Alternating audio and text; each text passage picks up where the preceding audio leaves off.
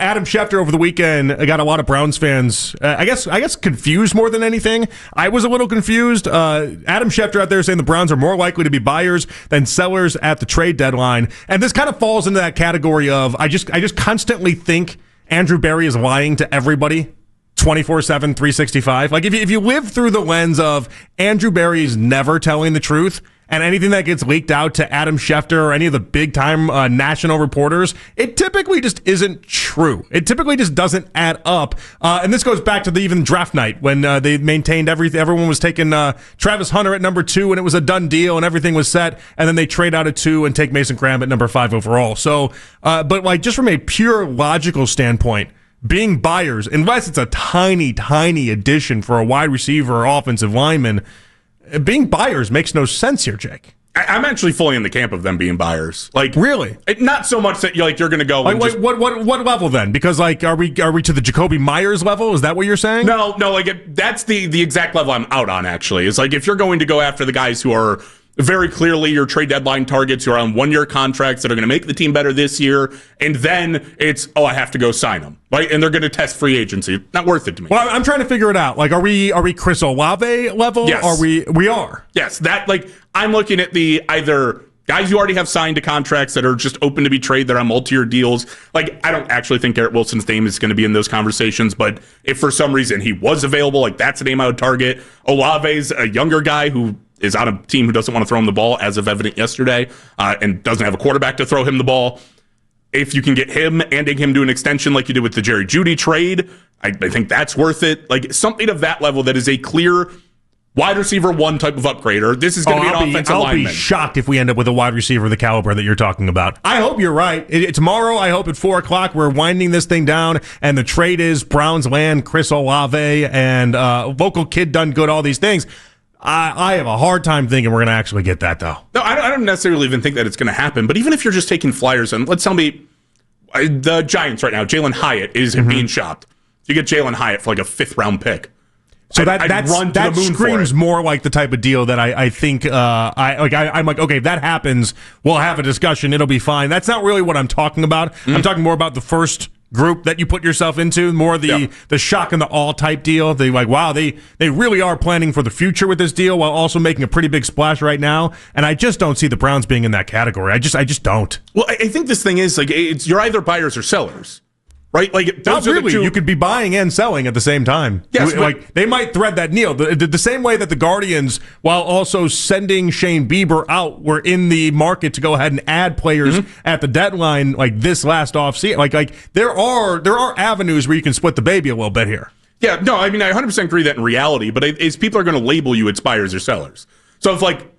Well, but what if Adam Schefter's like, are you selling? And they're like, no, we're more likely to buy. Well, but what if you trade David Njoku to the Packers because of the Kraft injury, and you get a 3rd-round pick for that, and then you take that 3rd-round pick and you add another 3rd-round pick or something like that, and all of a sudden you're in a wide receiver that we haven't talked about yet discussion. Like you can do both at the same time. Agreed. You can, but that to me is still being a buyer more than a seller. Like you move off of David Njoku, sure. Fannon's already here, and then you're trying to upgrade somewhere else. Like you're actively trying to upgrade your team with players rather than just acquiring assets.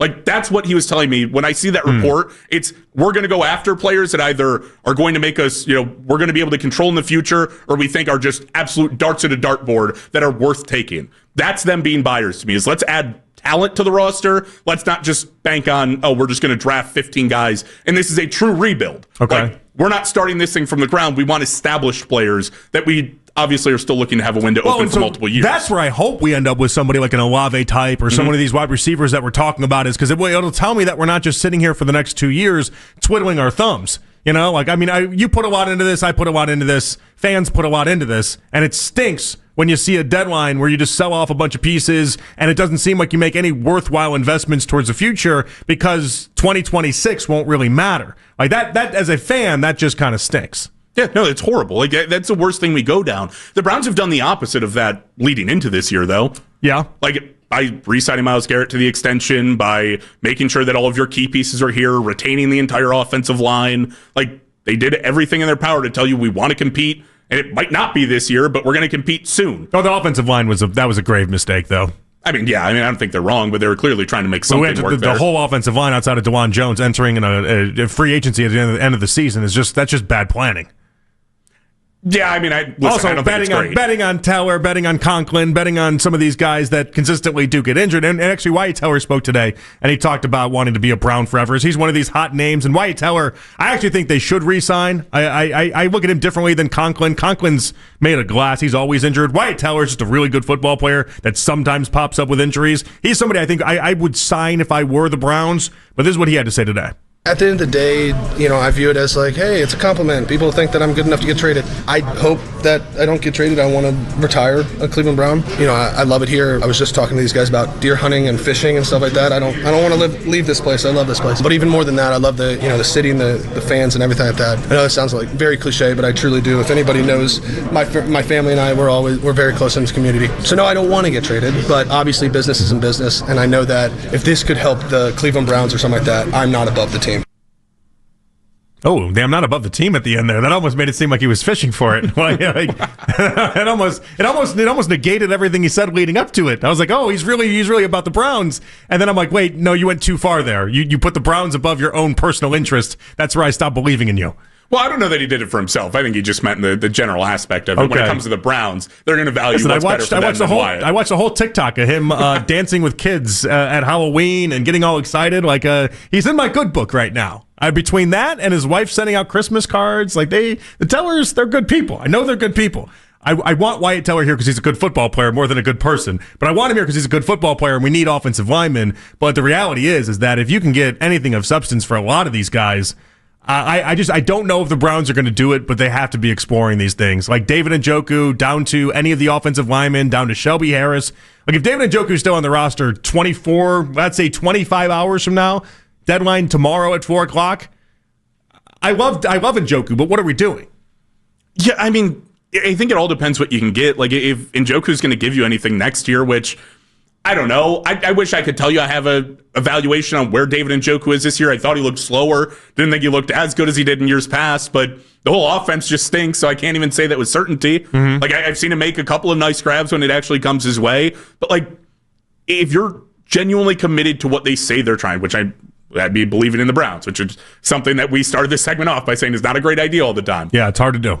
But if you're truthfully trying to make this a quick turnaround, a quick rebuild into let's be competitive next year, or even if it's 2027, but we're ready to compete and ready to be a playoff team and try to fight for the upper echelon, David Njoku's still a piece that can help you there. I don't think he's a bad tight end, especially comboed with Harold Fannin. So, I'm not mad if David Njoku's here. I don't know that I'm really upset if he's gone. Well, so you see what I'm doing in my head. I'm thinking to myself, I'm like, well, yeah, 12 personnel has never been more valuable, and we know that Stefanski loves not only 12, but also 13 personnel. He loves all these different type of things involving tight ends.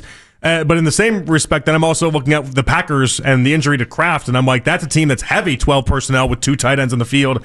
They have just as much of an interest. The value for Njoku might never be higher to a team like the Packers that is trying to make a postseason run, made the big time splash for Micah Parsons, has dealt with an up and down season for Jordan Love. He needs guys. And so you might be able to get what was once maybe a 3rd round or 4th round pick for Njoku, might even be something like a 2nd round pick for Njoku. The price might just be too right. Yeah, that's what I'm saying. If somebody throws you a 2nd round pick, I think hard to deny.